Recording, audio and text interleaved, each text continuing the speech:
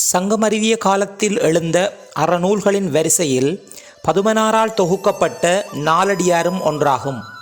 இந்நூல் திருக்குறளைப் போலவே அறத்துப்பால், பொருட்பால், காமத்துப்பால் என்னும் 3 இயல்களை கொண்டுள்ளது.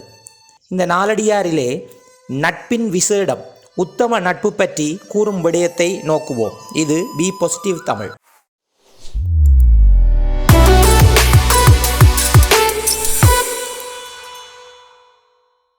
யானை அனையவர் நண்பு ஒரி நாயனையர் கேண்மை கெளி கொளல் வேண்டும். யானை அறிந்தறிந்தும் பாகனையே கொல்லும் எறிந்த வேல் மெய்யதா வால் குலைக்கும் நாய். அதாவது யானை அனையவர், யானையை போன்றவர்களுடைய நட்பை ஒரி நீக்கிவிட வேண்டும் என்று நாலடியாரின் ஆசிரியர் குறிப்பிடுகின்றார். அதாவது யானையின் இயல்பை நோக்குகின்ற போது அறிந்தறிந்தும் பாகனையே கொல்லும். அதாவது நீண்ட காலமாக பழகியிருந்தாலும் யானையின் இயல்பானது தனக்கு ஒருவேளை உணவு கொடுக்க தாமதித்த காரணத்தால் அந்த பாகனையே கொன்று விடுகின்றது. அது செய்நன்றியை மறந்தமையின் அடையாளமாகும்.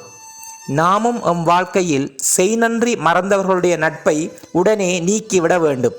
ஒரி என்பது நீக்கி கொள்ள வேண்டும். அதே போல நாயனையார் கேண்மை கெளி கொளல் வேண்டும். கேண்மை என்பது நட்பு, கெளி என்பது தழுவுதல். நாயானது செய்நன்றி மறவாதது. தன்னை வளர்த்த எஜமான் கோபம் கொண்டு ஈட்டியினால் எறிந்த போதும், அந்த ஈட்டி அந்த நாயின் உடலில் தைத்து இருக்கும் போதும், எஜமான் அழைக்கின்ற போது வாளை வளைத்து ஆட்டிக்கொண்டு நட்பின் அன்பின் அடையாளமாக எஜமான் அருகிலே செல்லும். இந்த நாயானது செய்நன்றி மறவாத தன்மை உடையது.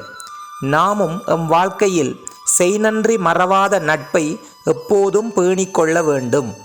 நன்றி.